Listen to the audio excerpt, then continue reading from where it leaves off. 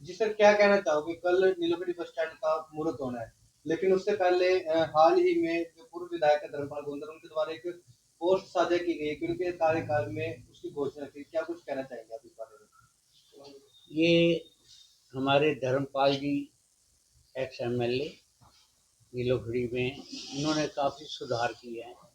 Bus stand जो है 2022 में धर्मपाल जी ने सीएम साहब से मंजूर करवा के उनकी चिट्ठी भी उनके पास है, जो कि ये 2022 में ही इसका पास हो गई, ये बस स्टैंड पास हो गया, जी। जिसका उद्घाटन धर्मपाल जी के अपना श्री कबीर पंथ जी है एमएलए मौजूदा कल 14 तारीख को उद्घाटन कर रहे हैं। हम इनको शुभकामना देते हैं नीलोखड़ी वालों को कि इस बस स्टैंड से काफ़ी फायदा होगा बुजुर्गों को, नौजवानों को, लड़कियों को, विकलांग को बस के ऊपर चढ़ने का उतरने का। जैसे धर्मपाल जी के टाइम उन्होंने प्लेटफार्म रेलवे का कितने सालों की डिमांड थी, नीलोखड़ी वालों को मंजूर करवा के चालू करवाए और बन भी गया है। अब इन बुजुर्गों को फायदा है, विकलांग को फायदा है। ऊपर चढ़ने के प्लेटफॉर्म इतना अच्छा बना है, इतना अच्छा बना है। हम इसकी बहुत तारीफ करते हैं एमएलए साहब की, धर्मपाल जी की। और धर्मपाल जी ने एक काम नहीं किए, यहाँ तहसील में सब सब सब डिवीजन ले आए, डीएसपी साहब बैठ गए, एसडीएम बैठ गए, कितने फायदे हुए। मगर बैठ तो गए हैं, जी। अब इनकी रजिस्ट्रियाँ नहीं हो रही है, रजिस्ट्रेशन समझ नहीं आती है एमएलए साहब। अब हॉस्पिटल है, रुका हुआ था, उन्होंने चालू भी कराया, फिर बीच में रुक गया, अभी तक नहीं बन रहा। सर, बीच में जो अटकलें आ रही है कि जहाँ एक तरफ तो पूर्व विधायक ये कह रहे कि मेरे कार्यकाल में जो चीजें हैं वो उनकी घोषणाएं हुई थी, कुछ कार्य हो भी है, तो जो घोषणा हुए कार्य की अब मुहूर्त हो रहे हैं, तो उसको लेकर लगता है कहीं ना कहीं जो उनके समर्थक हैं वो जो इस चीज में अपनी प्रतिक्रिया देते हुए नजर आ रहे हैं। देखो जी, फायदा तो आखिर फिर भी चाहे मंजूर करवाया है उन्होंने सब कुछ। किसान बस्ती वाली सड़क मंजूर कराई, चटांग नाला से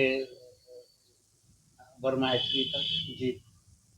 वो पता नहीं मंजूर तो चटांग नाला से वहां चौक तक हुई, मगर अब पता लगा है कि ये गुरुद्वारे तक बनेगी। आगे अभी टेंडर होंगे, नहीं होंगे, पैसा कब आएगा, कब बनेगा। इतनी पब्लिक तंग है, इतनी तंग है कि जैसे नरक में रहना ना, और ऐसे वहां रहना। जी। अब उन्होंने कई कॉलोनियां पास करवाई हैं। यही कॉलोनियां की पहले 2000, 3000, 4000, 20,000 तक वैल्यू थी पर गज। अब 30,000, 35,000, 50,000 तक चले गए। जितने बाहर के गांव के हैं या आप लोगों के हमारे बच्चे हैं जो शहर में एक एक छोटे छोटे मकान में रहे थे, अब उधर ही किसान बस्ती जाके ले रहे हैं। हाल इतना महंगा हो गया है, नीलोखड़ी शहर के पैसे आ रहे हैं। और वो कॉलोनी इस वक्त वीआईपी कॉलोनी से भी बहुत बढ़िया बन रही है। कराया हुआ 1,61,00,000 धर्मपाल जी ने मंजूर कराया था इस सड़क का, चौठाल नाला से लेके चौक तक। जी। मगर गुरुद्वारे तक बन रही है, आगे बन ही नहीं रही। नीरज जी, बात घूम फिर के वहीं आती है, क्योंकि जैसे ही वो पोस्ट डली है सुबह के समय में, जो एक सोशल मीडिया पर पोस्ट साझा की गई है, उसके बाद तमाम समर्थकों की मीटिंगें होनी शुरू हो गई है इस बात को लेकर।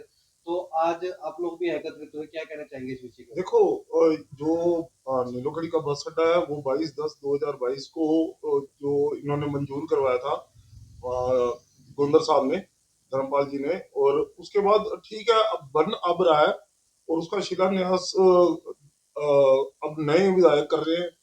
लेकिन मैं तो सरकार से इतनी गुजारिश करूंगा कि जो 10 साल पिछले कार्य रुके हुए हैं, जैसे त्रावड़ी का कॉलेज है, हॉस्पिटल है, बस्तड़ी का कॉलेज है, और एक समाने में भी पीएससी सेंटर है जी, उनके बच्चे इधर उधर बैठ के पढ़ रहे हैं, वो भी सरकार जल्दी से जल्दी करवाए तो बढ़िया रहेगा। ये बस अड्डा हमारे धर्मपाल जी की देन है, उन्होंने करवाया। तो कुल मिलाकर आप इसका श्रेय पूर्व विधायक को देते हैं? हाँ जी, हाँ जी, बिल्कुल। रहती हैं, नाम चेंज होते रहते हैं, लेकिन जो कार्य जिसने किया है हम तो उसका श्रेय उसी को देते हैं।